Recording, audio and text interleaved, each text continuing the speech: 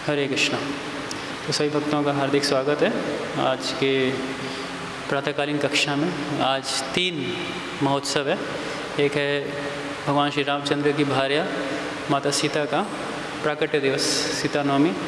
दूसरा है जानवा माता, वो भी भार्या हैं नित्यानंद प्रभु की, तो उनका भी प्राकट्य दिवस है आज। और एक बहुत ही महान वैष्णव आचार्य मधु पंडित, जिनका आज तिरोभाव है। तो 3 तिथियां हैं आज। तो 2 के बारे में मैं एक बार समाधि पुस्तक से पढ़ देता हूँ, जानवा माता के विषय में और मधु पंडित जी के विषय में, और फिर सीता माता जी के संदर्भ में हम थोड़ा चर्चा करेंगे। तो पहले मधु पंडित जी के बारे में पढ़ रहा था मैं।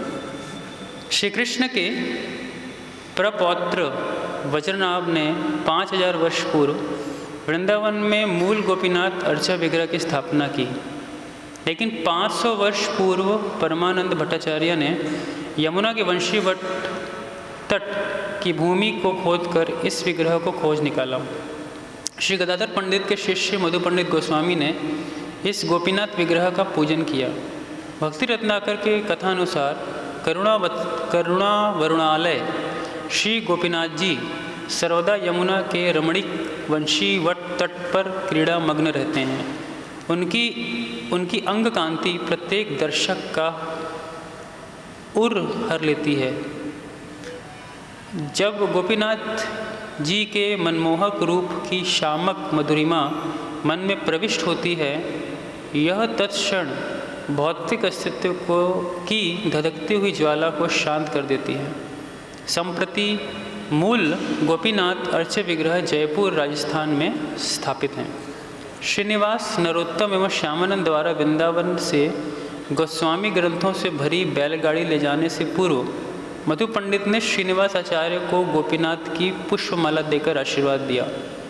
गोलोक वृंदावन में मधु पंडित गोस्वामी चंपक लता सखी के गण में मंडली सखी के रूप में सेवा करते हैं। मधु पंडित गोस्वामी की समाधि वृंदावन में राधा गोपीनाथ मंदिर के परिसर के भीतर प्रवेश द्वार की दाईं ओर विराजित है। श्री मधु पंडित गोस्वामी की जानवा माता के विषय में।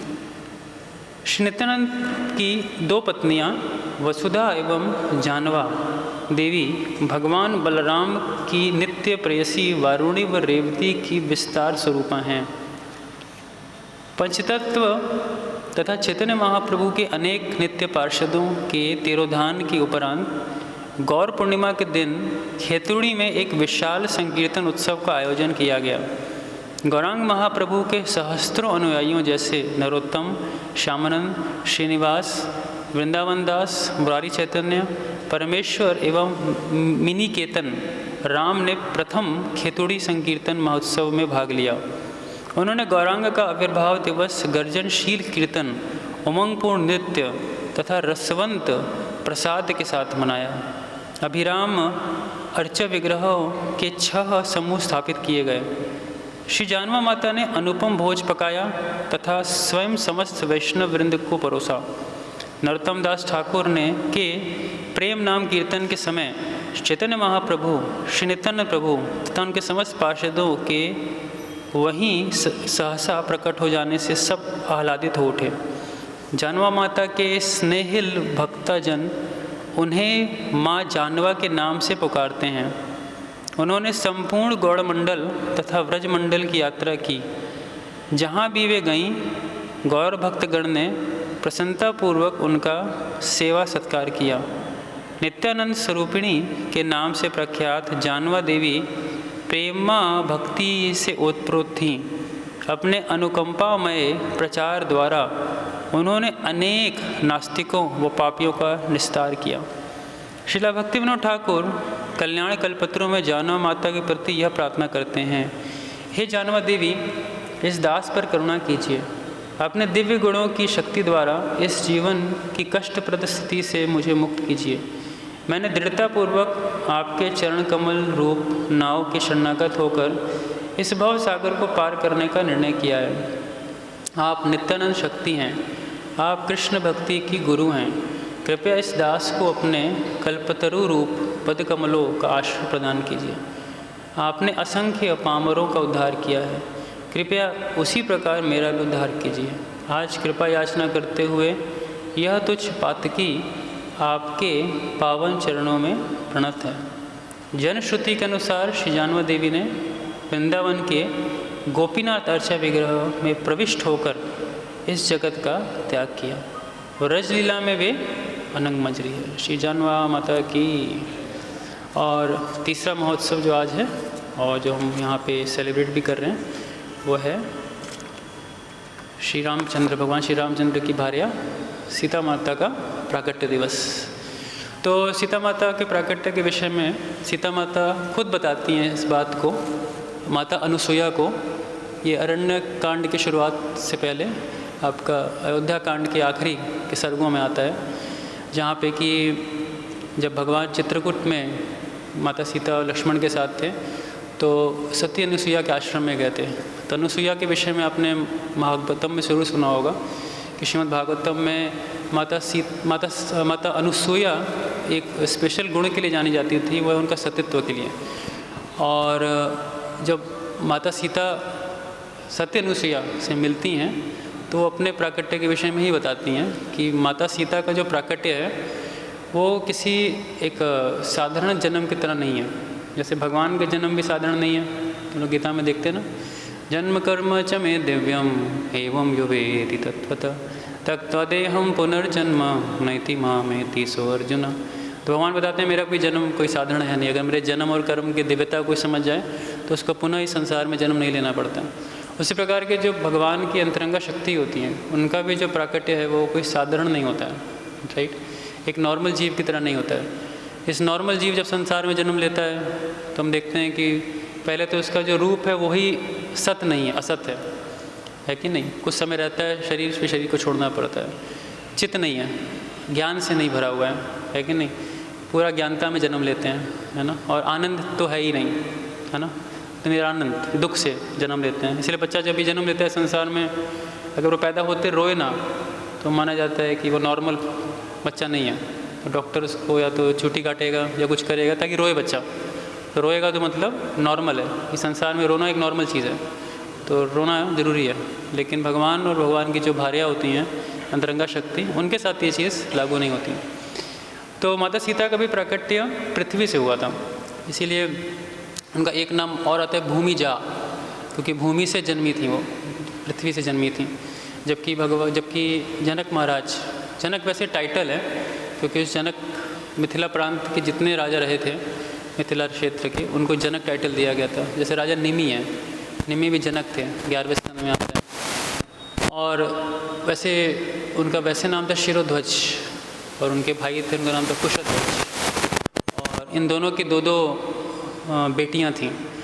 तो राजा शिरोध्वज जिनको जनक बोलते थे, उनकी 2 बेटियां थीं, एक तो सीता और दूसरी उर्मिला। तो सीता का विवाह हमने देखा भगवान श्री राम से हुआ था और उर्मिला का लक्ष्मण से।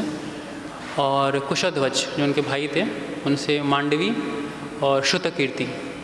तो मांडवी का विवाह भरत और श्रुतकीर्ति का विवाह शत्रुघ्न, है ना, एक ही साथ हुआ था सबका विवाह। तो बहुत समय तक उस राज्य में वर्षा नहीं हो रही थी। उस वर्षा के लिए राजा जनक ने क्या किया था, पृथ्वी के लिए उन्होंने अनुष्ठान किया था। उस अनुष्ठान का एक पार्ट था कि उसको पृथ्वी से उनको वो हल चला करके। तो जो सीता शब्द आता है ना, वो सीता का अर्थ ये भी होता है कि जो हल का आगे का भाग होता है उसको भी सीता बोलते हैं। तो क्योंकि उससे जब वो हल से जोत रहे थे ज़मीन में, तो फिर एक टकराया, एक बक्सा, कई बार कहीं पे बक्सा आता है, कहीं पे बताते हैं एक वस्तु थी जिसमें कि माता सीता थी। फिर जब निकाला गया उसको, तो निकालने के बाद माता सीता उसके अंदर थी। तो मतलब शी वॉज नॉट बॉर्न, वो ऐसे नहीं जन्म ली थी जैसे एक साधारण जन्म लेता है। वैसे हम श्रीमती राधा रानी के प्राकट्य के विषय में भी ऐसी कुछ कथाएं सुनते हैं कि बहुत सारी कथाएं, उनमें से एक कथाएं में ये भी आता है कि जब वृषभानु महाराज एक बार स्नान के लिए यमुना में गए थे, तो सहस्त्र कमल के दल पे उनको प्राप्त हुई थी राधा रानी। उन्होंने राधा रानी को वहाँ से प्राप्त किया था। तो कहने का मतलब है भगवान की जो अंतरंगा शक्ति होती हैं ना, उनका प्राकट्य कोई साधारण नहीं होता है। उनका जो प्राकट्य है वो बहुत ही दिव्य है, और ये दिव्यता को हमें समझना चाहिए कि माता सीता भी बहुत ही दिव्य हैं। और हम उनकी लीलाओं से कई चीज़ें देखेंगे आगे, किस प्रकार से उनकी वो दिव्यता को हम समझ पाएंगे। तो माता सीता कैसे प्राकट्य होता है, और बचपन से ही माता सीता के बड़े ही कहते हैं एक विशेष गुण देखने को मिलते हैं। जैसे एक गुण बड़ा प्रचलित था माता सीता का, वो माता सीता का अपना खुद का एक बल था। बल कैसे था, बचपन में बताते थे खेलते खेलते, है ना, जो पिनाका नाम का जो एक बहुत बड़ा धनुष था जो स्वयं प्राप्त हुआ था शिव जी से, वो महाराजा जनक के महल में था, तो उस स्थान पे रखा था। असल में उसका जो वर्णन आता है, पहले तो मैंने कई स्थानों से सुना था उसको, कल रात को मैं ऐसे पढ़ रहा था, तो जब मैंने पढ़ा उसके बारे में, उस धनुष के बारे में, तो बताते हैं कि उस धनुष को जब स्वयंवर के लिए लाया गया था भगवान श्री रामचंद्र के समक्ष, तो उसको 5000 लोग, 5,000 लोग 8 पहिए के, एक गाड़ी थी 8 पहिए की गाड़ी, उसमें एक बक्से में रख के धक्का मार के ला रहे थे, क्योंकि 5000 लोग भी मिल करके उसको नहीं उठा सकते थे, वो इतना भारी था। और वो जो प्राप्त था, तो इसीलिए राजा जनक भी नहीं चाहते थे कि कोई ऐसा व्यक्ति माता सीता से विवाह करे जिसका सामर्थ्य माता सीता के समान ना हो, है ना। ऐसा नहीं होना चाहिए कि जो पुरुष है वो स्त्री से कमज़ोर हो, हाँ बराबर नहीं तो कम से कम ऊपर ही होना चाहिए। तो इसलिए स्वयंवर के एक टर्म कंडीशन ये भी थी कि इस जो धनुष है इसको कम से कम प्रत्यंचा चढ़ा सके। तो उस लीला पे भी हम आते हैं। तो माता सीता ने बचपन में खेल खेल में उनकी गेंद जाके एक जगह पे अटक गई थी, तो अपने गेंद को जब उठाने गई ना, तो देखा कि बीच में धनुष आ रहा था, तो उन्होंने एक हाथ से उस धनुष को उठाया। अब देखिए 5000 लोगों का अलग था, और यहाँ पे माता सीता का अपने हाथ से एक उठाकर इसको साइड रख दिया, और रखने के बाद अपनी गेंद निकाली और खेलना शुरू कर दिया। तो ये बहुत आश्चर्य था कि एक छोटी सी बालिका वो इतने बड़े धनुष को कैसे उठा सकती है। तो उसी समय राजा जनक ने सोचा था कि इनका जो वर होगा इन्हीं के तुल्य या इनसे ऊपर ही होगा सामर्थ्य में। और जब भगवान श्री रामचंद्र आते हैं मिथिला प्रांत में, तो माता सीता का एक और नाम जानकी भी है, जनक वंश में आती हैं। वैदेही, क्योंकि विदेह की पुत्र वैदेही, और मैथिली एक नाम और आता है। बहुत अच्छे अच्छे नाम है माता सीता के। तो जब ये स्वयंवर शुरू होना था, तो स्वयंवर के समय काफ़ी लोगों ने अपना हाथ आजमाया, लेकिन हर कोई नहीं इस चीज़ को कर पाया। तो भगवान श्री राम ने जब आजमाया, तो उसका जब प्रत्यंचा चढ़ाया, प्रत्यंचा जो चढ़ा ही दिया है ना, उसके लिए पूरा उठा के उसको मोड़ना, और करने के बाद वो इतना ज़ोर से मोड़ा उसको, वो बीच से पूरा टूट गया। और बताते हैं, वर्णन आता है कि उसका जो आवाज़ था इतना गुंजमान हुआ, अलग अलग स्थानों पे गया, स्वयं परशुराम को विश्वास नहीं हुआ कि ये काम एक साधारण मनुष्य कैसे कर सकता है। तो फिर अलग लीला है पूरी, परशुराम आते हैं, फिर कैसे लक्ष्मण भी लड़ाई के लिए रेडी हो जाते हैं। तो बहुत सुंदर लीला है वो। तो नंदलेस माता सीता को भगवान राम ने स्वयंवर में जीता, और पाणी ग्रहण, उनका हाथ स्वीकार किया, विवाह किया, और उनको लेकर के अयोध्या आए। और माता सीता और राम कहते थे एकदम आपस में जैसे कि एक दूसरे के लिए बने हैं, इस प्रकार से दोनों थे। मतलब देखने में दोनों बहुत ही सुंदर, और मतलब एक दूसरे की छवि थे दोनों एक प्रकार से, मतलब बहुत ही सुंदर राधा सीताराम।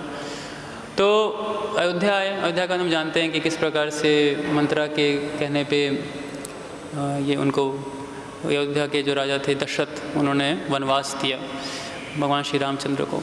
और जब वनवास मिला भगवान श्री रामचंद्र को, तो वैसे भगवान श्री राम को खाली जाना था वनवास पे, और किसी को नहीं जाना था, और किसी के लिए नहीं वनवास दिया गया था। लेकिन यहाँ बड़ी एक रोचक लीला का वर्णन आता है अयोध्या कांड के अंदर, कि कैसे माता सीता जाने के लिए तैयार हो गई भगवान श्री रामचंद्र के साथ, क्योंकि माता सीता का नाम नहीं था उसमें।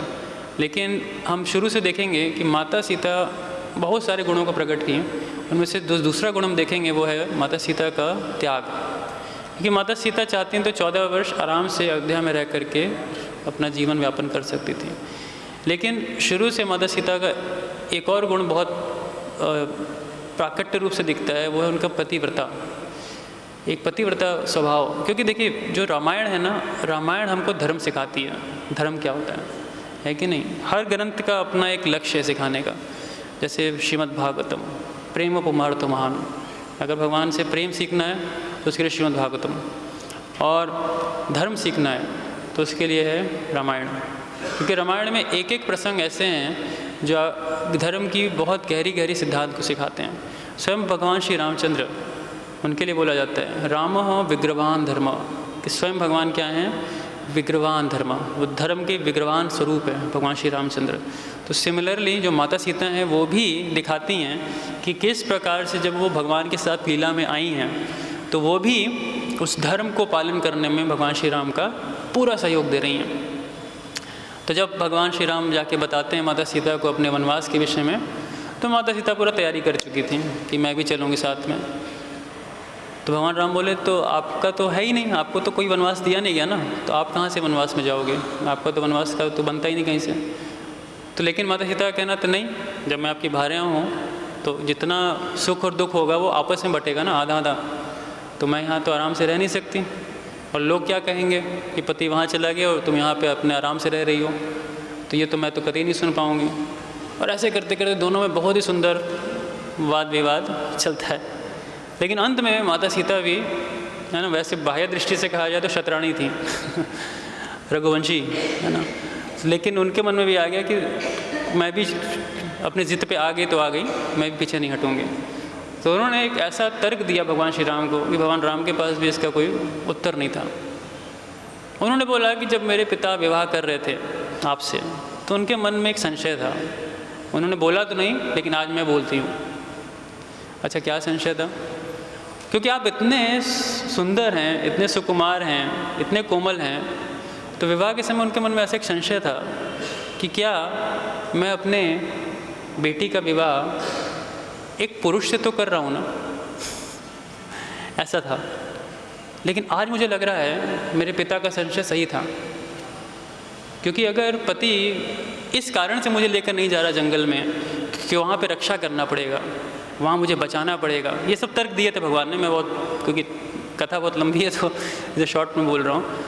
तो भगवान ने सब तर्क दिए थे कि भाई रक्षा कैसे होगी, वहाँ पे तुम्हारी जंगल में कौन रखेगा, सुख सुविधाएं नहीं होंगी, तुम वैसे ही राज महल में पली बड़ी हो, तो ये सब नहीं हो पाएगा। तो उन्होंने बोला कि मेरे पिता ने कहा था कि शायद पुरुष नहीं है ये, क्योंकि पुरुष होते तो अपने वाइफ का, अपनी भार्या का रक्षा करते, सुविधाएं देते, जो भी होता उसमें रखते। लेकिन मुझे लग रहा है कि पिता का संशय कुछ तक हद तक सही था भगवान रामचंद्र वैसे देखा था तो ट्रांसेंडेंटल हैं, लेकिन ये बात हिट कर गई। बोला ऐसे कैसे, मैं साबित करके दिखाऊंगा मैं तुम्हारी रक्षा कर सकता हूँ। माता सीता खुश, चलो बैग पैक करें, हो गया अपना भी तैयारी अब जाने का। तो शी वॉज रेडी, तैयार हो गई कि भगवान अब ले जाने को तैयार हैं। उसी प्रकार से लक्ष्मण के अपने तर्क थे, तो करते करते सीता राम लक्ष्मण अपना विदाई लेते हैं अयोध्या से। और अयोध्या में बड़ा मतलब ऐसे कि एक देखिए ना, एकदम उत्साह का माहौल, एकदम उत्साह का माहौल एकाएक शोक में बदल गया। एक्चुअली रामायण इतनी सुंदर ग्रंथ है कि एक एक चीज़ ऐसे सिखाती है कि मतलब आप अपने जीवन की किसी भी अवस्था में हैं, भले आप एक पति हों, चाहे पत्नी हों, आप राजा हों, चाहे पुत्र हो, चाहे पिता हो, चाहे कोई भी पोजीशन हो, उस पर्टिकुलर पोजीशन के लिए इतनी शिक्षाएं हैं, उसका क्या कहा जाए। मान लीजिए आप एक ऐसे राजा हैं जिसको आपकी प्रजा ही नहीं पसंद करती और आपको अपना राज्य चलाना है, आप कैसे चलाएंगे? भरत से सीख सकते हैं। भरत ऐसे राजा थे, अयोध्यावासी बिल्कुल भी नहीं पसंद किए भरत को, कि भरत तुम्हारे कारण गए हैं भगवान राम वनवास में।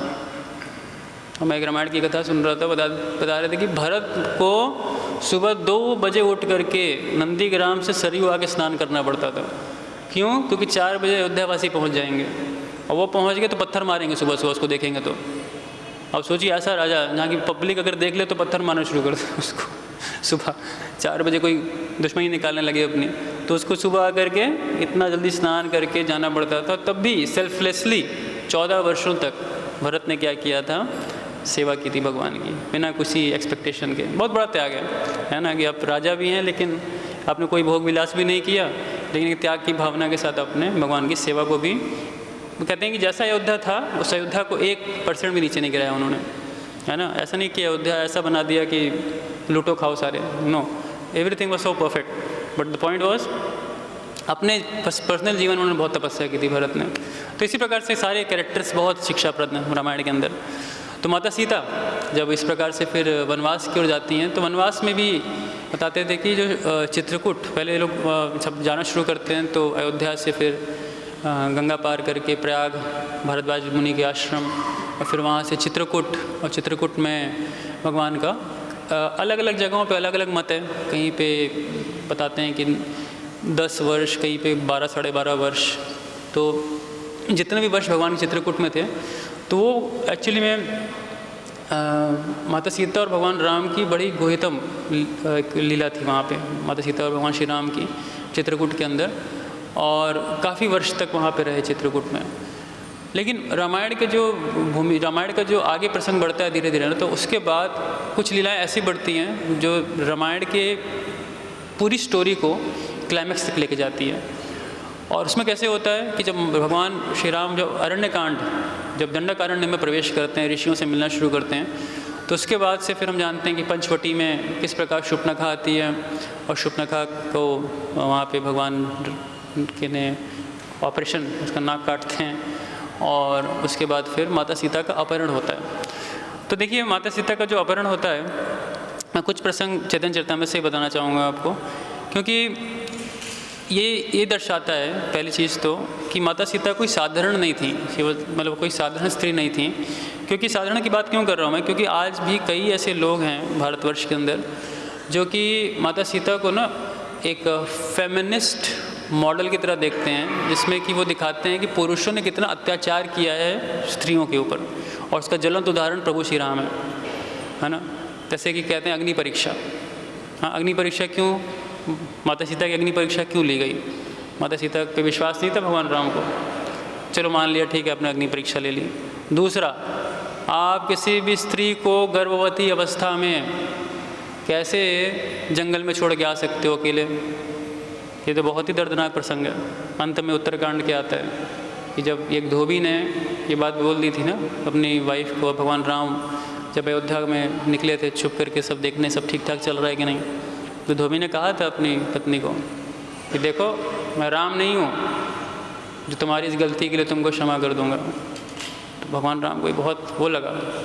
अब ये नहीं था कि भगवान पब्लिक ओपिनियन पे इस कार्य को किए, मैं आऊँगा आखिरी में इसको टच करूँगा, बट मैं बताना इसलिए चाह रहा हूँ कि माता सीता कोई साधारण स्त्री नहीं थी, जैसा कि पोर्ट्रे किया जाता है आज के समाज में उसको, किसी वॉज ऑर्डिनरी वुमेन, कितना अत्याचार हुआ, कितना उसने सहा बेचारी ने, ऐसा वैसा।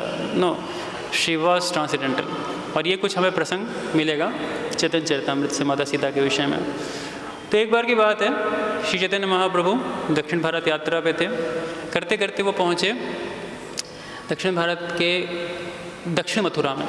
दक्षिण मथुरा जब जानते हैं, मदुरई को बोलते हैं, मदुरई शहर एक है दक्षिण भारत में। आप कभी जाइएगा तो ये आपका एक नाइट जर्नी है चेन्नई से, और तिरुचिरापल्ली जहाँ पे श्रीरंगम है उससे 5 से 6 घंटे नीचे पड़ता है।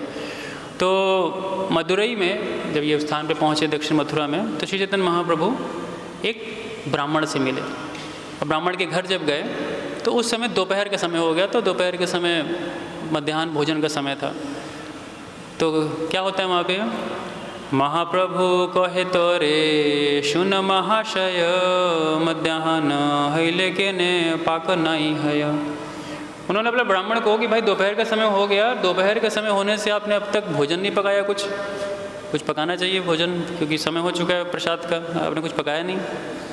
विप्र कहे प्रभु मोर अरण्य वसति, पाकेरा सामग्री वने ना मिले संप्रति। क्योंकि ये जो विप्र था इतना ज़्यादा भक्त, इतना मतलब स्ट्रांग भक्त था सीताराम का, सीताराम लक्ष्मण हनुमान का, कि उन्होंने बोला कि क्या करूँ मैं, कैसे बनाऊँ? अभी तो लक्ष्मण गया सामान लाने जंगल से, जब जंगल से जब सामान लेकर के आएगा लक्ष्मण, उसके बाद माता सीता पकाएंगे तो फिर तो प्रसाद के रूप में मिलेगा हमें। महाप्रभु बड़े खुश हुए महाप्रभु बड़े खुश हुए, और इतने खुश हुए यहाँ पे कह रहे हैं कि तारा उपासना सुनी प्रभु तुष्ट हैला, हस्ते वस्ते से विप्र रंधन करिला। कि वहाँ कह रहे हैं तार उपासना, जिस प्रकार से ब्राह्मण उपासना कर रहा था ना, वहाँ पर बड़े खुश हुए। एक्चुअली सबसे उन्नत उपासना की विधि यही है कि मानसिक रूप, ऐसा नहीं कि आप फिजिकली सेवाएं बंद कर दीजिए, ये नहीं कहा जा रहा है, फिजिकली सेवाएं करते रहनी है, लेकिन मन को भी लगाना है। मन को भी अगर आप भगवान के चिंतन में, भगवान के विषय में, भगवान की सेवाओं के विषय में सोचते हैं ना, तो उन्नत है, ये बहुत अच्छा माना गया है कि मन को खाली मत छोड़िए, मन को लगाइए भगवान की मानसिक सेवा में, और ये बहुत इंपॉर्टेंट है। तो ये ब्राह्मण इतना एब्जॉर्ब्ड था भगवान की लीला के अंदर कि वो अपने आप को कहाँ देख रहा है कि वो एक जंगल में है, और जंगल में वो क्या देख रहा है कि लक्ष्मण जब सामान लेकर के आएंगे, माता सीता पकाएंगी, उसके बाद प्रसाद ग्रहण करेंगे। लेकिन फिर उसके बाद क्या हो, थोड़ी देर बाद वो फटाफट बनाना शुरू किया। जब बनाना शुरू किया तो कह रहे हैं कि तृतीय पहर, ये करीब दोपहर का 3 बज चुका था, और करते करते किसी प्रकार से उन्होंने बना दिया। फिर महाप्रभु ने प्रसाद लिया, लेकिन ये ब्राह्मण प्रसाद नहीं ले रहा है। महाप्रभु ने पूछा कि क्यों नहीं ले रहे, है ना। प्रभु कहे विप्र कहे कर उपवास, केन एत दुख केन कर हुताश। भाई तुमको किस प्रकार का दुख है? तो जब दुख होता है तो नहीं खाया जाता ना कई बार बहुत खुशी में भी नहीं खाया जाता है, बहुत दुख में भी नहीं खाया जाता है, मन नहीं करता खाने का, तो क्यों नहीं खा रहे हो? अब दुख सुनिए क्या है। विप्र कहे जीवन मोर नाही प्रयोजन, अग्नि जले प्रवेशिया छाड़ी व जीवन। भाई अब जीवन जीने कोई भी फ़ायदा नहीं रह गया, या तो मैं अग्नि में प्रवेश कर जाऊंगा या तो जल के अंदर प्रवेश कर जाऊंगा। बड़ा सरप्राइज में महाप्रभु, क्या हो गया भाई, इसको रह रहे के क्या हो जा रहा है? पहले वो खाना नहीं पका रहा था, अब वो मरने की बातें कर रहा है, हुआ क्या, है ना। तो बड़ा सुंदर बात बोलते हैं ब्राह्मण। जय श्री श्री राधा माधव ललिता विशाखा देवी की जय, श्री श्री सीताराम लक्ष्मण हनुमान की जय, श्री श्री पंचतत्व की जय। तो ये ब्राह्मण बड़ा सुंदर बात बोलता है। ब्राह्मण बोलता है, जगन माता महालक्ष्मी सीता ठाकुरानी, राक्षसे स्पर्शिला तारे यहाँ करने सुनी। कि जगन माता महालक्ष्मी, जो जगन माता है महालक्ष्मी सीता ठाकुरानी, उसको राक्षस ने स्पर्श कर लिया, है ना। इस राक्षस से स्पर्श कर लिया और अपने साथ लंका ले गया। मैं तो बिल्कुल नहीं खा सकता, मैं कैसे खा सकता हूँ, बिल्कुल मेरे से भोजन नहीं हो सकता, बहुत दुख है मेरे को, बहुत दुख है मेरे को इस बात का। प्रभु कहे, महाप्रभु कहते हैं, प्रभु कहे ए भावना न करिह आर, पंडित है या के न करह विचार। महाप्रभु कह रहे हैं कि ये भावना ठीक नहीं है आपकी। अरे आप पंडित हो, विद्वान हो, थोड़ा विचार करो इस बात पे। क्या विचार करो? ईश्वर प्रेयसी सीता चिदानंद मूर्ति, प्राकृत इंद्रियर तारे देखिते नाही शक्ति। श्री चैतन्य महाप्रभु कहते रहे, भगवान रामचंद्र की प्रियतमा सीता देवी का रूप निश्चय ही आनंदमय एवं आध्यात्मिक है। उन्हें कोई भी व्यक्ति अपने भौतिक आंखों से नहीं देख सकता, क्योंकि किसी भी भौतिक प्राणी में वह शक्ति नहीं है। कहने का मतलब है, हम भगवान, माता सीता, श्रीमती राधा रानी, ये सब जितनी अंतरंगा शक्ति हैं, जैसे हम भगवान की बात करें, इनको भौतिक आंखों से नहीं देखा जा सकता, बहुत मुश्किल है। इसके लिए दिव्य आध्यात्मिक चक्षु चाहिए, बिना उसके नहीं देखा जा सकता। जब देख ही नहीं सकते तो छू कहाँ सकते हैं? मतलब विचार करने को कहा, विचार करो इस बात पे, थोड़ा सोचो कैसे पॉसिबल है कि नहीं। भगवान का रूप हम रोज़ सुबह गाते हैं ना, है ना। इवन वेणुकन्वन्तमरविन्द दलायताक्षं बरहावतं समसितं बुध सुंदरांगं, कंदर्वकोटिकमनीय विशेष शोभम गोविंदमादिपुरुषं तमहं भजामि। इसकी शुरुआत में भी आता है ना, ईश्वर परम कृष्ण सच्चिदानंद विग्रह, अनादिरादिर गोविंद सर्व कारण कारणम। तो सच्चिदानंद विग्रह, ये वर्ड बड़ा महत्वपूर्ण है, ऐसा नॉर्मल विग्रह नहीं है। सत्य चित और आनंद, है ना। ये समझने बहुत मुश्किल है क्या है सच्चिदानंद, बट नंदलेस जब देख नहीं सकते तो स्पर्श का तो सवाल ही नहीं आता। और आगे महाप्रभु कहते हैं कि स्पर्शियार कार्य अछुक नापाय दर्शन, सीतारा आकृति माया हरिल रावण। तो माता सीता को स्पर्श करने की तो बात ही दूर रही, भौतिक इंद्रियां वाले व्यक्ति उन्हें देख तक नहीं सकता। रावण ने तो उनके भौतिक माया रूप का ही हरण किया था। कहने का मतलब है, रावण वास्तविक रूप से माता सीता का अपहरण नहीं किया था, उन्होंने माया सीता, है ना, उनका अपहरण किया था। क्योंकि भगवान ने इस घटना से पहले एक घटना और होती है जो कि बहुत कम लोग जानते हैं, जिसमें कि खरदूषण 14,000 राक्षसों के साथ जब हमला करते हैं जनस्थान पे, तो वहाँ पे जब ये हमला होने वाला था उससे पहले भगवान श्री रामचंद्र ने लक्ष्मण के साथ माता सीता को भेज दिया था और एक सुरक्षित स्थान पे। और बताते हैं उस प्रसंग के अंदर कि वहाँ पे लक्ष्मण जी ने माता सीता को अग्निदेव के पास सौंप दिया था कि आप यहाँ रहिए। और फिर जो आई थी एक्चुअली में वेदवती थी वो, और वेदवती का अपना इतिहास था कि वेदवती अपने पिछले जन्म में बहुत तपस्विनी थी, और जब वो तपस्या कर रही थी एक स्थान पर, स्वभाव मतलब स्वाभाविक कामुक था वो किसी भी स्त्री को देख करके उसका हरण करने का उसका मन आता था। तो उसने वेदवती के पास गया और वेदवती के पास जा कर के उसने उसको हरण करने का प्रयास किया। वेदवती ने अपनी योग शक्ति से अग्नि प्रज्वलित की, और अग्नि प्रज्वलित करने के बाद उसने बोला रावण को जाते जाते कि अभी तो मैं अपना शरीर त्याग रही हूँ, लेकिन तुम्हारे मरने का कारण मैं अगले जन्म में बनूंगी, I will be the cause तुम्हारे। और वो अग्नि में प्रवेश कर गई, और यही वेदवती जो थी अगले जन्म में आती हैं, मतलब इसको या माया सीता बोलिए या जो भी, तो वेदवती आती हैं। और फिर वो वेदवती जो होती हैं वो जाती हैं एक्चुअली में किडनैप होकर के इनके साथ, भगवान के रावण के साथ। लेकिन इसमें भी अब ये चीज़ नहीं है, ऐसा मत सोचिएगा कि इसके बाद जो लीलाएं हो रही हैं उसमें माता सीता नहीं हैं, ठीक है ना। ये थोड़ा सा भी ऐसा नहीं है एकदम ब्लैक एंड वाइट, ऐसा नहीं होता एकदम कि सीता जा चुकी है वेदवती नहीं है। कहने का मतलब है कि जो आध्यात्मिक स्वरूप होता है ना, माता सीता का हो चाहे भगवान का हो, ये सब प्रकट होता है चेतना के अनुरूप। क्योंकि जब हनुमान जाते हैं लंका में, और लंका में जो उनकी वार्ता है माता सीता के साथ, वो बहुत ही दिव्य वार्ता है। एक्चुअली जो 5वां कांड है ना, सुंदर कांड, उसकी एक बड़ी विशेषता है। उस सुंदर कांड के अंदर सबसे पहले तो बात आती है वो सुंदर कांड सुंदर क्यों है, व्हाट्स द रीज़न, सुंदर किस कारण से है। उसमें भगवान राम है ही नहीं, पहला पॉइंट। उसमें भगवान राम की कोई भी लीला नहीं, राम का मतलब भगवान राम की कोई लीला नहीं इसमें आती है, फिर भी सुंदर है।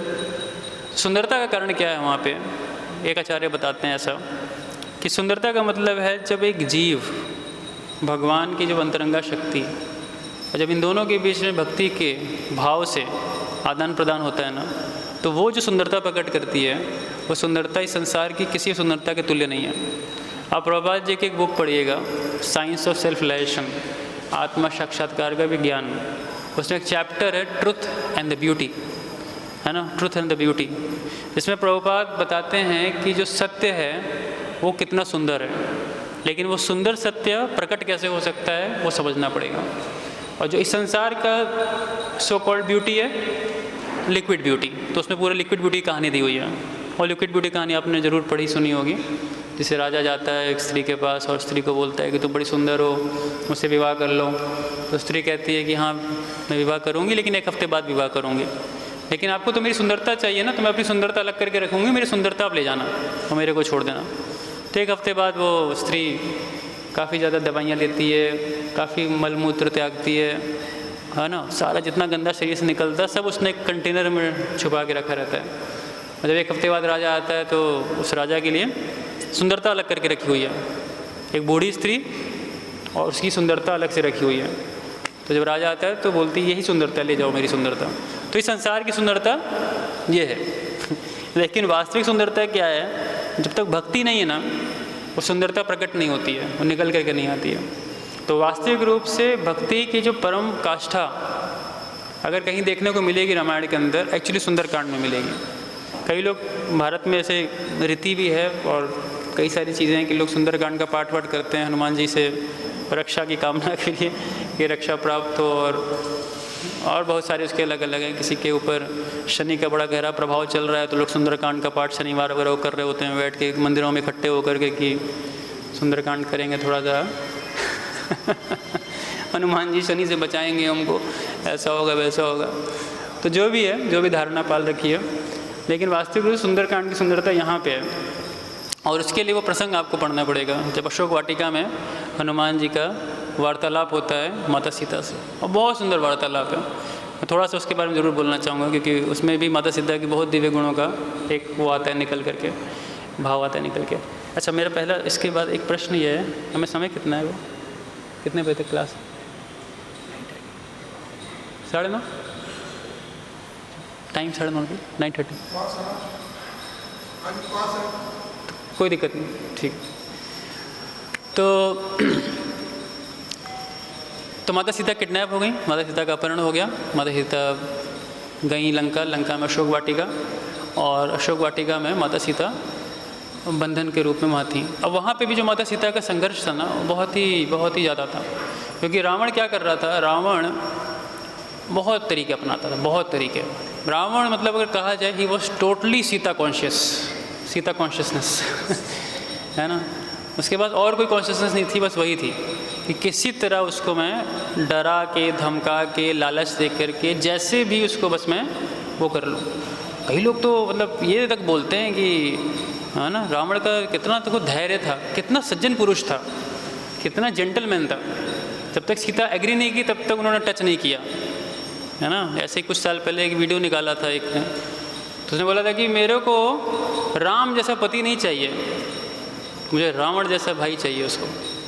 क्यों उसको रावण जैसा भाई चाहिए? कि रावण ने बदला लिया था जाकर के शूर्पणखा के लिए, और राम क्यों नहीं? कि राम ने क्या करवाया था, सीता माता का अग्नि परीक्षा कराई थी और इतना कुछ कराया था। अब देखिए किस तरह से कौन सी कहानी कैसे मोड़ दी जाती है, बहुत महत्वपूर्ण है।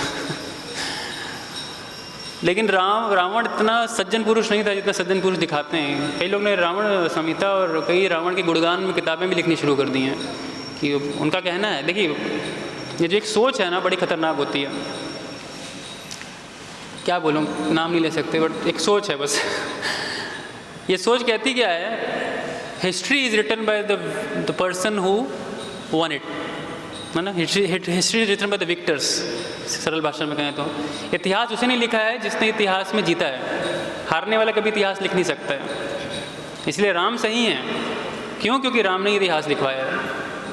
आप रावण के पक्ष को नहीं देखे कभी, रावण के पहलू को भी देखिए, और काफ़ी उदार हृदय वाले लोग रावण के अच्छे गुणों को भी उजागर करते हैं और बताते हैं कि नहीं नहीं आप समझो। लेकिन इतना बड़ा भ्रम है ये अपने आप में, इसको समझना चाहिए। रावण को 16 से ज़्यादा श्राप थे, 16 से ज़्यादा श्राप थे कि अगर वो किसी स्त्री के साथ ज़बरदस्ती करेगा तो उसकी मृत्यु हो जाएगी। ऐसा नहीं था वो जेंटलमैन या बड़ा एक सभ्य पुरुष था इसलिए माता सीता को हाथ नहीं लगा रहा था, वो श्राप था, उसको पता था कि मैं जोर जबरदस्ती नहीं कर सकता, मर जाऊंगा मैं। और बहुत सारी स्त्रियों का श्राप था उसको, ब्राह्मण पत्नियां थीं, अप्सराएं थीं उसमें, देवताओं की पत्नियां थीं, बहुत कुछ था उसमें। तो कहने का मतलब है he was not a gentleman, first of all, पहला पॉइंट तो ये समझना चाहिए। और फिर माता सीता को बहुत तरीके से टॉर्चर करता, और टॉर्चर की साइकोलॉजी बड़ी सिंपल थी उसकी। टॉर्चर कैसे करना, जैसे बाहर कहते हैं good cop and a bad cop, है ना, हमेशा होता है। एक पुलिस वाला होगा, चोर को खूब मारेगा, खूब पिटाई करेगा उसकी, और जब चोर पिट जाएगा एक अच्छा सा पुलिस वाला आएगा और बोलेगा कि बता दो ना क्या हो जाएगा, अगर बता दोगे मारना छोड़ देगा, क्यों, तुम समझो ना मैं तुम्हारे साथ हूँ ना, मैं तुम्हारा साथ दूंगा, let's have a good cop also. तो एक अच्छा पुलिस, एक बुरी पुलिस, तो वो वही स्ट्रेटेजी में काम करता था। उसने त्रिजटा को भी छोड़ रखा था, जो वहाँ बैठ के उसको समझाती भी थी, लेकिन अच्छी थी त्रिजटा। और इधर से वो भी अपना प्रयास जारी रखा था तरीके से। रोज़ मतलब मंगल आरती उसकी वहीं होती थी अशोक वाटिका में, सुबह उठते ही सबसे पहले उसको अशोक वाटिका आना है और आकर के किसी प्रकार से माता सीता को कन्विंस करना है। और क्या क्या लुभावने ऑफर नहीं दिया उसने, पटरानी बना दूंगा, ये कर दूंगा, कहाँ तुम उस वनवासी राम के चक्कर में अपना वो कर रही हो, ऐसा है वैसा है ये वो। और माता सीता ने एक गुण और वहाँ पे प्रकट किया, वो था उनकी दृढ़ता।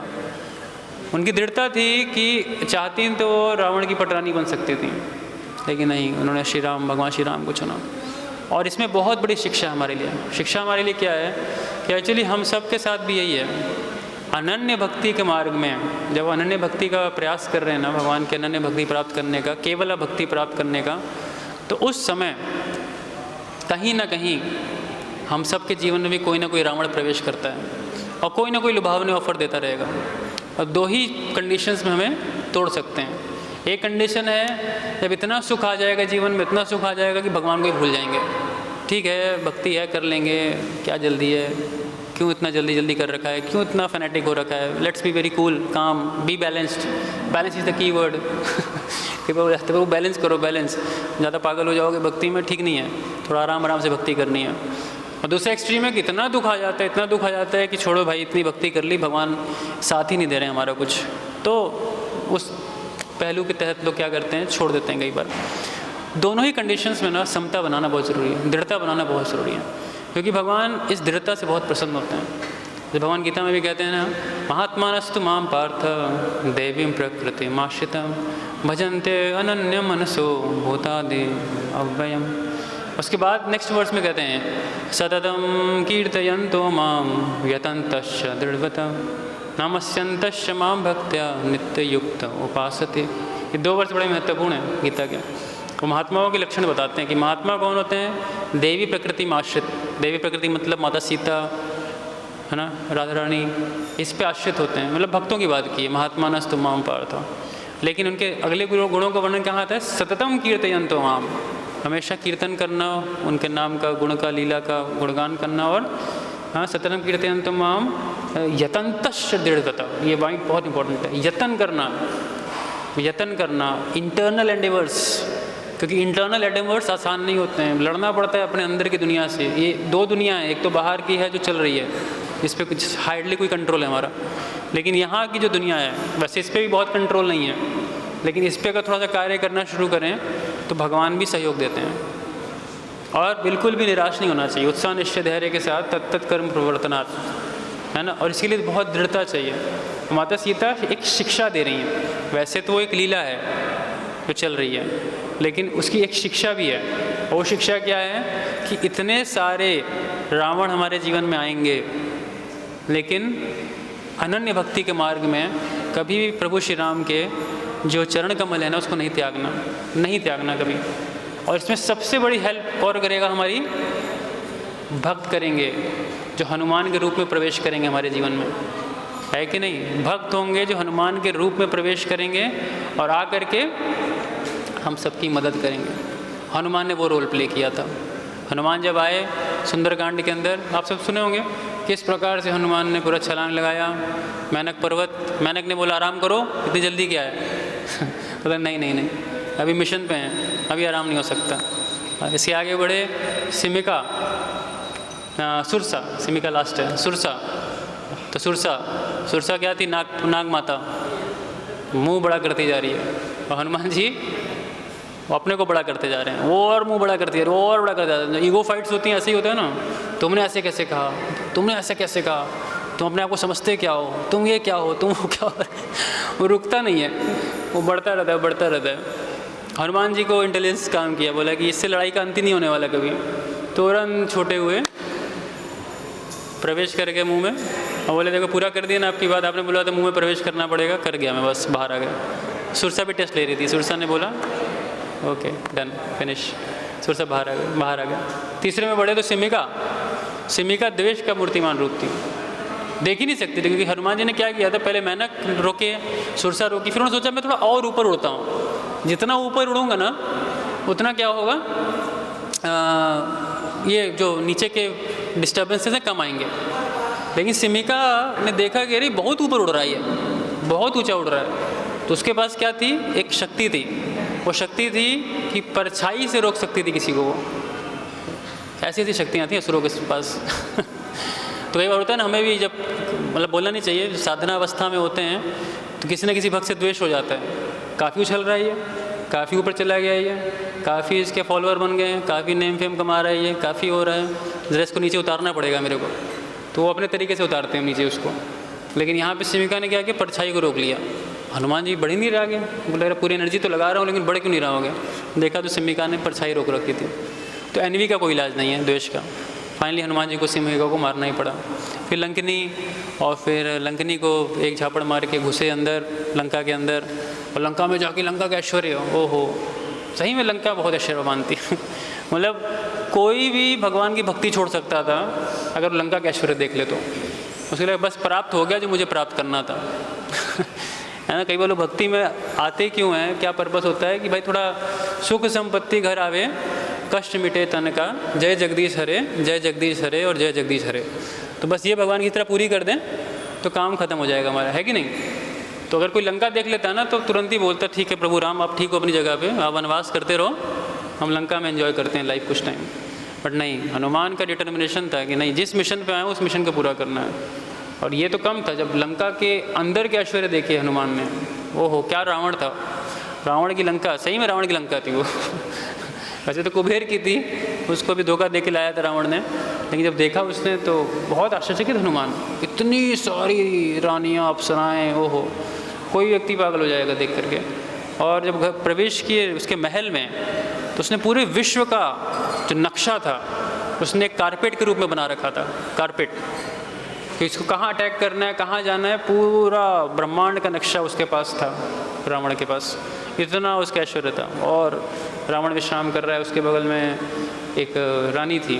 ये सुनते ही, ये देखते ही हनुमान बड़े खुश हो गए। हनुमान को बहुत खुशी हुई कि मेरे को सीता मिल गई, सीता मिल गई, सीता मिल गई। तो सीता मिल गई तो उन्होंने ध्यान से देखा तो सौंदर्य के रूप से देखा जाए तो बहुत सुंदर थी और लग रहा था हाँ यही सीता हो सकती है। लेकिन तुरंत क्वालिटी वाइज स्ट्राइक किया उनको, ये सीता नहीं हो सकती, क्योंकि सीता कभी भी आराम से नहीं सो सकती, क्योंकि भगवान राम जब इतना संघर्ष कर रहे हैं उनके लिए पीछे, तो माता सीता कैसे सो सकती हैं? माता सीता नहीं सो सकती हैं। देखिए, इसीलिए भक्तों को भी जानना चाहिए एक डिफरेंस भौतिक प्रकृति और आध्यात्मिक प्रकृति के अंदर, दोनों प्रकृतियों में भेद है। ऐसे भगवान, एक बड़ी सुंदर बात यहाँ पे आती है, this is in second canto, मैं आपको बताता हूँ, ये बहुत अच्छा रेफरेंस है। ये दूसरे स्कंद भागवतम का 7वां अध्याय है और 7वें अध्याय का आखिरी श्लोक। इसमें बड़ी सुंदर बात सुखदेव गोस्वामी कहते हैं, मायां वर्णयतो अमुष्य ईश्वरस्य अनुमोदत शन्वता श्रद्धया नित्यं मायात्मा न मुह्यति। कहते हैं, मैं पढ़ रहा हूँ इसको, कि जो भगवान की अपनी अलग अलग शक्तियों के साथ लीलाएं हैं, भगवान की अपनी शक्तियों के साथ बहुत लीलाएं हैं। 10 अवतार के रूप में देखिए, लीला अवतारों के रूप में देखिए। जब उन लीलाओं को हम रोज़ सुनते हैं, है ना, श्रवण करते हैं उसका ध्यान से, इसको स्वीकारते हैं अपने जीवन में, तो करते करते क्या होता है, डेली सुनने से, रोज़ सुनने से, रिस्पेक्ट के साथ, इज़्ज़त के साथ, भक्ति के साथ, तो एक दिन हम उस इल्यूजरी एनर्जी माया को पहचान पाएंगे, जान पाएंगे कि माया क्या है और आध्यात्मिक शक्ति क्या है। माया और आध्यात्मिक शक्ति एक जैसी नहीं है, दोनों का अलग अलग स्वरूप है कि नहीं। हनुमान पहचानते थे कि ये सीता नहीं हो सकते, कि सीता मीन्स 100% राम कॉन्शियसनेस, और कोई हो ही नहीं सकती है सीता। तो सीता कभी सो ही नहीं सकती, संभव ही नहीं है। क्योंकि इतने कंक्लूजन पे आने के बाद हनुमान फिर बाहर निकलते हैं महल से और बहुत दुखी, कहाँ है माता सीता, कहाँ है माता सीता, पता नहीं, where is mother Sita. Finally उनका अशोक गार्डन, अशोका वृक्ष, अशोक वाटिका में नज़र जाती है और वहाँ उनका दर्शन होता है। किससे दर्शन होता है? माता सीता से। अब ये बहुत अच्छा प्रसंग है, जब माता सीता को देखते हैं तो हनुमान, वैसे तो कई लोग बोलते हैं कि सीधे प्रवेश कर जाते हैं, लेकिन सीधे प्रवेश नहीं करते हैं हनुमान पहले देखते हैं हो क्या रहा है वहाँ पे। तो देखते हैं तो भाई जैसे मैंने बताया सुबह का टाइम था ना, रावण सुबह आया खूब ढोल नगाड़े बजाते हुए, सब कुछ करते हुए, और जब पहुँचा तो वहाँ पे माता सीता को लुभाने का कोशिश किया उसने। जब लुभाने की कोशिश किया, माता सीता ने बहुत रेजिस्ट किया।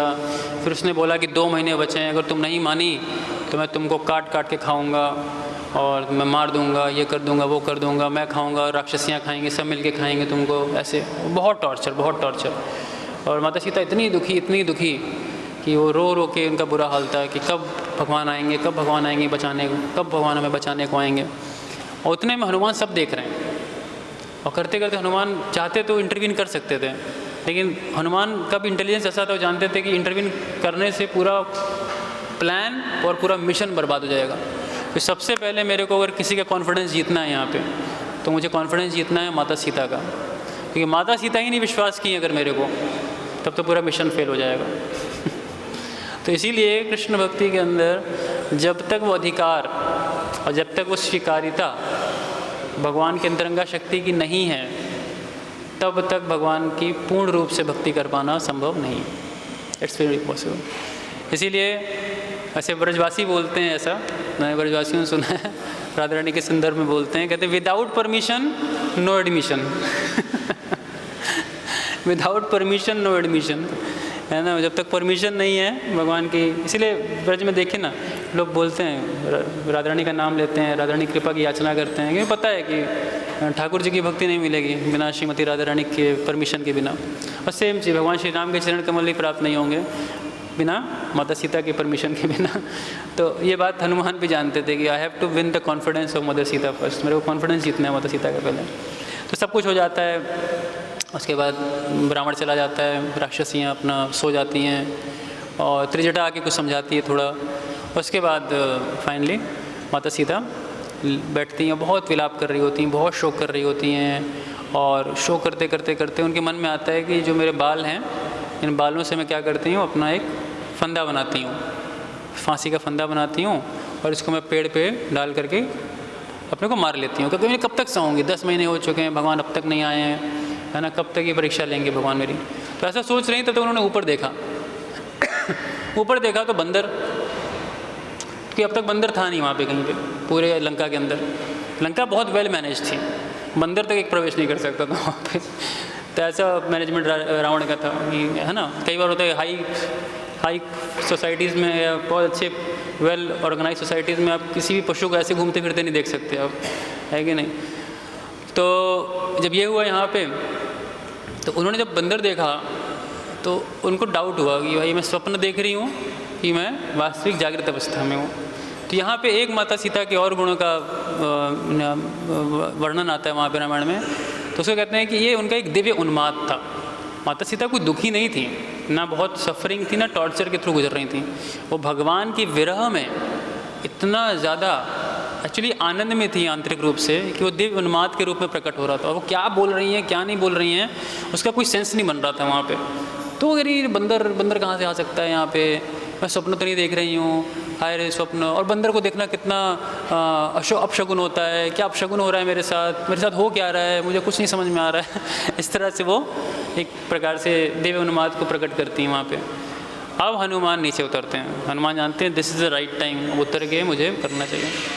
जब नीचे उतरते हैं, अच्छा नीचे उतरने से पहले हनुमान भी एक बहुत विशेष कार्य करते हैं और बहुत शिक्षाप्रद है हम सबके लिए। हनुमान एक पेड़ के ऊपर बैठ करके भगवान श्री राम का बहुत अच्छा गुणगान करते हैं, बहुत ही सुंदर गुणगान है वो। एक्चुअली वो इंग्लिश की वाल्मीकि रामायण जो हिज होलिनेस भक्ति विकास महाराज ने ट्रांसलेट की है, उसमें उसको एक पोएम के फॉर्म में लिखा है। बहुत ही सुंदर पोएम है, कभी आप ज़रूर पढ़िएगा, है ना। Ikshvaku, he was born in the dynasty of Ikshvaku, Ram was his name, बहुत सुंदर करके पूरा पोएम एक है। तो इतना सुंदर उन्होंने गाया हनुमान ने। तो माता सीता ने बोला कि इतनी खुशी तो मुझे आज तक कभी नहीं हुई लंका के अंदर, है ना। ये कौन है?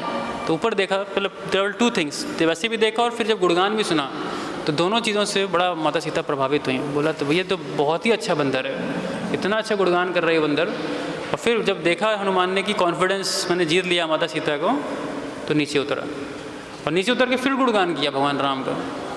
तो दूसरा तरीका माता सीता का परमिशन प्राप्त करने का, क्या कृपा प्राप्त करने का है, भगवान का गुणगान करना, भगवान के दिव्य गुणों का गुणगान। जब भगवान के दिव्य गुणों का गुणगान करते हैं ना, तो automatically we get that access. वो हमको एक प्रकार से मिलती है, व्हाट वी से एक्सेस, एक प्रकार से अंदर आने की, भगवान के पास करीब जाने की एक परमिशन मिलती है।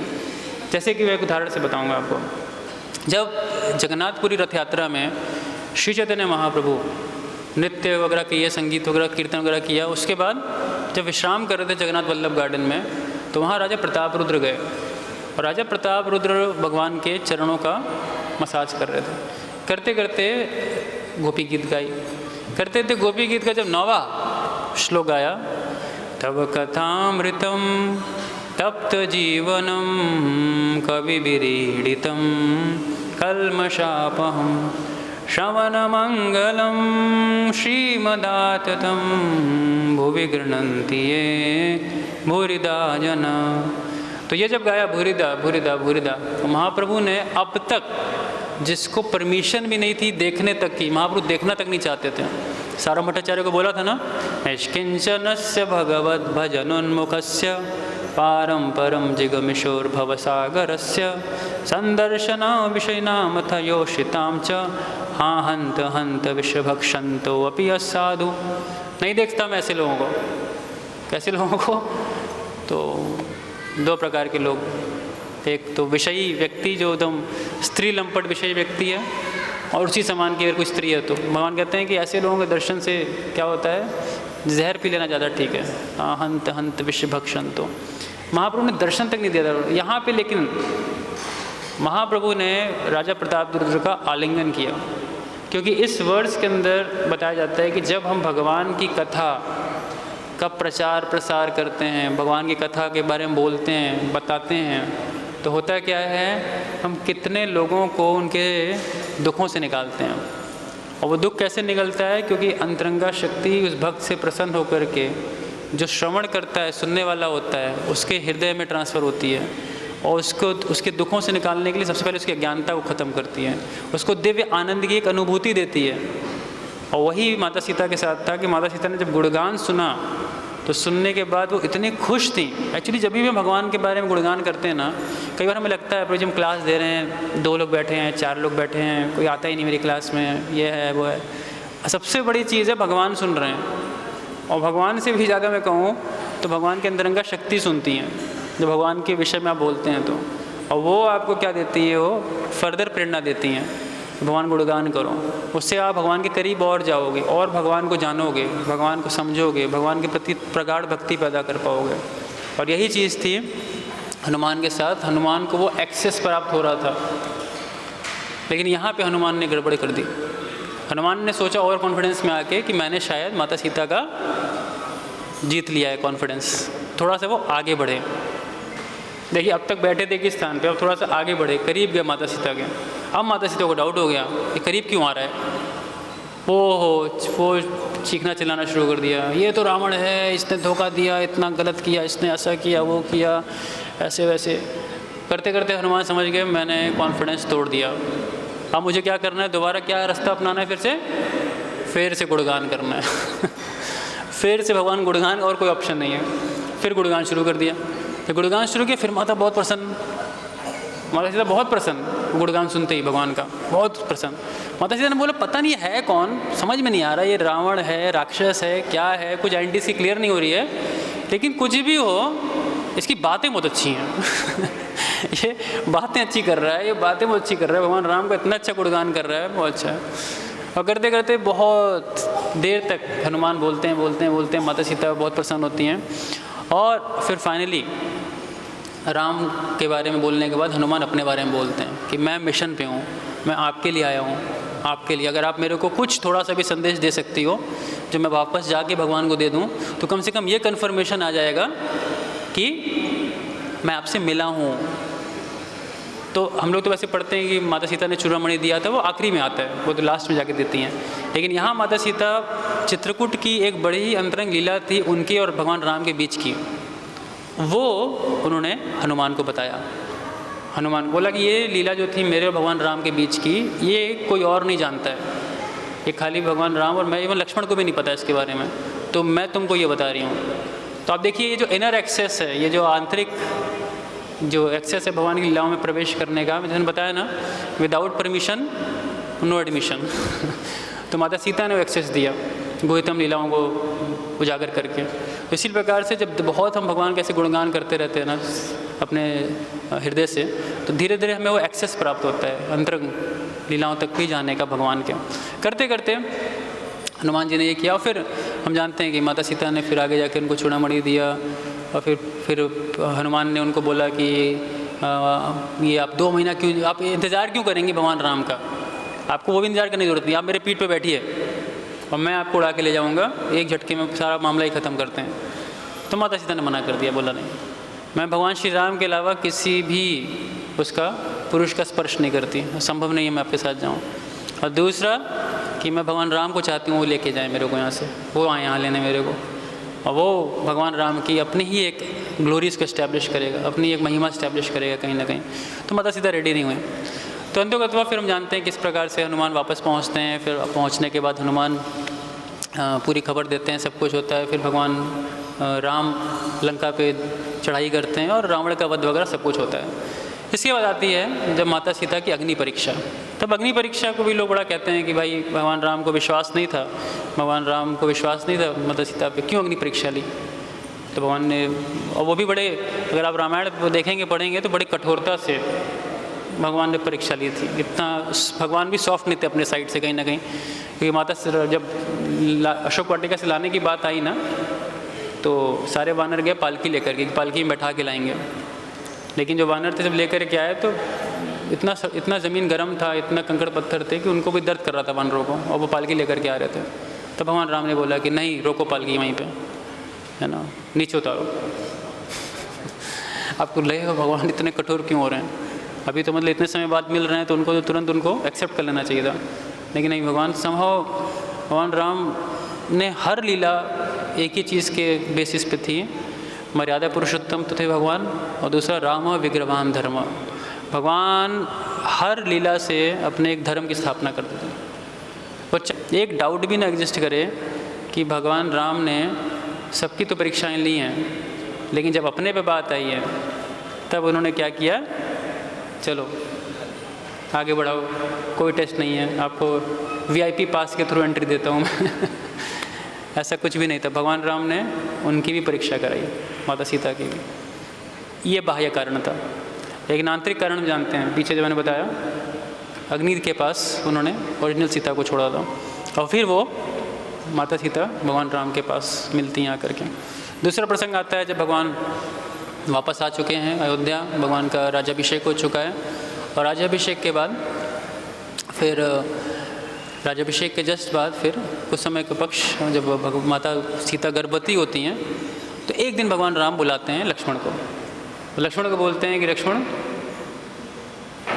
मेरे को लगता है अयोध्यावासी के मन में कुछ संशय चल रहा है, कुछ तो संशय है यहाँ पे। वो अपने संशय भगवान बताते हैं, तो मेरा आदेश है आपको कि जाके सेवा करो। और लक्ष्मण के साथ क्या आता है, लक्ष्मण बस बोलो, करने को तैयार हैं, जो बोलो, कंप्लीटली सरेंडर्ड, जो बोलो। क्या करना है, इस बार कठिन परीक्षा है, इस बार कठिन सेवा है। अच्छा, क्या कठिन है सेवा? माता सीता को ले जाओ दूर कहीं किसी जंगल में छोड़ करके चले आओ। मतलब ये सुन करके तो लक्ष्मण के ऊपर वज्रपात हो गया। ये क्या कह रहे हो आप? ये माता सीता अभी गर्भवती हैं, और उस गर्भवती अवस्था में अब उनको क्या कह रहे हो कि आप जंगल में छोड़ के चले जाओ? पहले तुमको विश्वास नहीं हो रहा, क्या बोल के आ रहे हैं भगवान राम?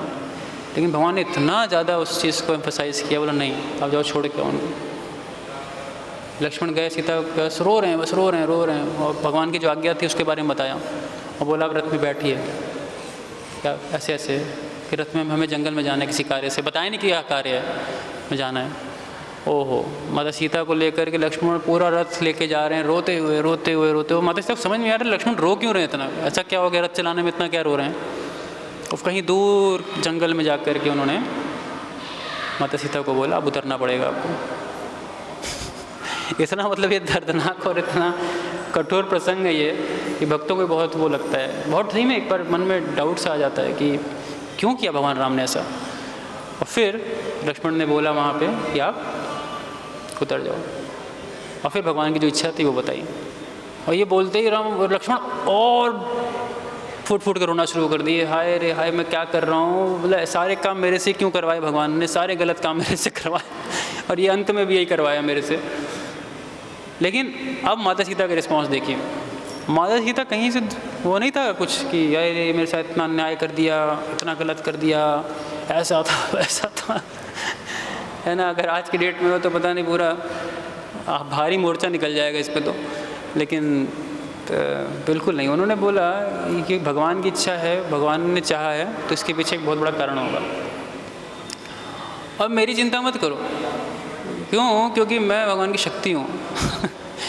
है ना, भगवान की शक्ति, भगवान की जो बाह्य शक्ति, पहले उसके बारे में सुन लीजिए। आंतरिक शक्ति तो छोड़ ही दीजिए, जो भगवान की बाह्य शक्ति है दुर्गा, उसके विषय में आता है ब्रह्म संहिता में, श्रेष्ठे स्थिति प्रलय साधन शक्ति रेखा छाये वयस्य भुवनानि बिभर्ति दुर्गा इच्छान रूपमपि यस्य च चेष्टते सा गोविंदमादिपुरुषं तम हम भजामि। ये भगवान की बाह्य शक्ति है दुर्गा। क्या? सृष्टि स्थिति प्रलय साधन शक्ति रेखा। वो शक्ति सृष्टि भी कर सकती है, मेंटेन भी कर रही है, और प्रलय भी कर सकती है। ये सृष्टि, ये शक्ति है किसकी? बाह्य शक्ति की। दिस एक्सटर्नल पोटेंसी कितनी पावरफुल है। और जब आप इंटरनल पोटेंसी की बात कर रहे हैं, उसको छोड़ ही दो, असंख्य कोटि ब्रह्मांड की रचना हो सकती है। ये अंतरंगा शक्ति है। तो इसको उस एंगल से कतई मत देखिएगा कि ये कोई स्त्री और पुरुष की बात हो रही है यहाँ पे। तो माता सीता ने बोला कोई दिक्कत नहीं है, there is no issue in that. ये भी भगवान के एक धर्म की बात है, नियम की बात है। और उसका कारण था माता सीता खुद चाहती थी हाँ लव कुश को एक राजसी जो कहते हैं ना वातावरण में नहीं रखना। वो खुद एक चाहती थी कि वो एक आश्रम में रह करके एक योद्धा के रूप में निकलें। और फिर वो वहाँ पे वाल्मीकि आश्रम में लव कुश को जन्म देती हैं। लव कुश पूरी रामायण को सुनते हैं वाल्मीकि से। और फिर जब माता सीता का अंतर्धान होने का समय आता है तो हो सकता है ना कि वो बहुत रिग्रेट और बहुत रिग्रेटफुल मूड के साथ भगवान के समक्ष आएँ, पर ऐसा नहीं था माता सीता के बाद। जब माता का अंत समय मतलब जब तिरोभाव का जब अप्राकट्य का समय, सॉरी फॉर दैट, जब अप्राकट्य का समय आया तो अप्राकट्य के समय माता सीता जब आई तो भगवान श्री राम के समक्ष प्रकट हुई। और फिर उन्होंने भगवान से बहुत सुंदर सुंदर वहाँ पे स्तुति और बातें होती हैं। उसके बाद माता सीता वापस जहाँ से आई थी वहीं प्रवेश करती हैं, तो वो स्थान पृथ्वी में प्रवेश करती हैं। उसके 2 स्थान बताते हैं सीतामढ़ी। तो एक तो बताते हैं प्रयाग के पास पड़ता है सीतामढ़ी स्थान, वो है। और एक बिहार में भी एक स्थान आता है सीतामढ़ी, वहाँ पे तो आई डोंट नो एग्जैक्ट कौन सा है, किस युग में कौन सा था, but that's the place where she disappeared. मतलब वहाँ पे उनका अप्राकट्य होती है माता सीता। तो कहने का अर्थ मेरा ये था, बस बहुत संक्षेप में बताया इस बुक को, लेकिन ये था कि जो माता सीता की जितने भी दिव्य गुणों पे हम चर्चा करें, श्रवण करें, स्मरण करें और उनसे कुछ सीखने का प्रयास करें, उतना हम देखेंगे कि हम भगवान के चरण कमलों के प्रति हमारे ना अनुराग विकसित होगा, प्रेम विकसित होगा। और जो अनन्य भक्ति है ना, वो अनन्य भक्ति हमें वास्तविक रूप से अगर कहीं बहुत लोगों में दिखेगी, बहुत भक्तों में दिखेगी, बट जो मूल स्तोत्र हैं वो स्वयं भगवान की जो अंतरंगा शक्ति होती हैं उनसे ज़्यादा सीखने को मिलेगा। और रामायण के बहुत सारे प्रसंग से बहुत सारी चीज़ें सीखने को मिलेगा। तो ये कुछ सीता नवमी के विषय पे था। हरे कृष्णा कृष्णा कृष्णा हरे हरे, हरे राम राम राम हरे हरे। जय श्री सीताराम लक्ष्मण हनुमान की। श्री सीता नवमी महामहोत्सव की। हिताय गौर प्रेमानंदे।